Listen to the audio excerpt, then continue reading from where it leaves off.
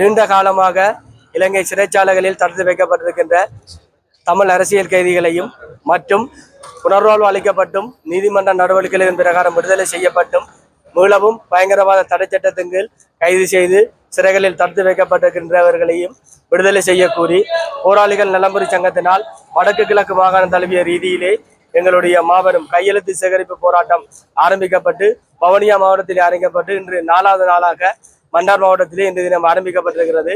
எனவே விசாரணை என்னும் பேரில் 20 ஆண்டுகளுக்கு மேலாக தமிழ் அரசியல் கைதிகள் என்ற பதத்தில் தடுத்து வைக்கப்பட்டிருக்கின்ற அத்தனை அரசியல் கைதிகளையும் துரிதப்படுத்தி விடுதலை செய்யுமாறு தற்போது நடைமுறையில் இருக்கின்ற அரசாங்கத்திடம் கோரிய இந்த கையெழுத்து சேகரிப்பு போராட்டத்தினை நாங்கள் ஒழுங்கு செய்திருக்கிறோம். எனவே மன்னார் மாவட்டத்திலுடைய பொது அமைப்புகள், மத குருமார்கள் மற்றும் சமூக மட்ட அமைப்புகள், வலிந்து காணாமலாக்கப்பட்ட சங்கத்துடைய பிரதிநிதிகள் அனைவரும் வந்து எங்களுடைய தமிழ் அரசியல் கைதிகளுடைய விடுதலைக்கு கையொப்பமிடுமாறு உங்களோட அன்புரிமையோடு கேட்டுக்கொண்டோம்.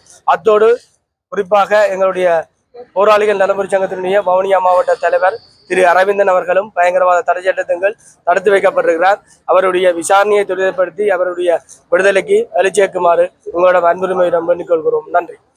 பல தசாப்தமாக அரசியல் கைதிகள் சிறைகளிலே வாடுகின்ற நிலைமை, பல அரசாங்கங்கள் வந்தும் பல்வேறு விதமான கோரிக்கைகள், போராட்டங்கள், முன்னெடுப்புகள், அரசியல் ரீதியான நகர்வுகள் முன்னெடுக்கப்பட்டும் கூட அவர்கள் தொடர்ச்சியாக விடுவிக்கப்படாமையும், சிலர் வழக்குகள் முன்னெடுக்கப்படாமலும், விசாரணைகளுக்கு உட்படுத்தப்படாமலும் கூட இருக்கிறார்கள். ஆகவே தயவு செய்து இந்த புதிய அரசு என்றாலும் அவர்களுடைய நிலைமையை கருத்தில் கொண்டு மனிதாபிமான அடிப்படையில் 20 ஆண்டுகளுக்கு மேலாக சிறைகளிலே இருக்கக்கூடியவர்கள் அவர்களை உடனடியாக விடுதலை செய்ய வேண்டியது தார்மீக கடமையும் பொறுப்புமாகும். இந்த அரசு நீதி, சமத்துவம், நியாயம், மனிதாபிமானம், ஒரு நாடு, ஒரு தேசம், ஒரு கோட்பாடு என்கின்றவற்றை கூறிக்கொண்டு ஆட்சிக்கு வந்திருக்கிறது. ஆகவே அந்த நடைமுறையை அரசியல் கைதிகள் விடயத்தில் மனிதாபிமானமான ரீதியிலே நடைமுறைப்படுத்தப்பட வேண்டும் என நாங்கள் வேண்டுகோள் விடுக்கிறோம்.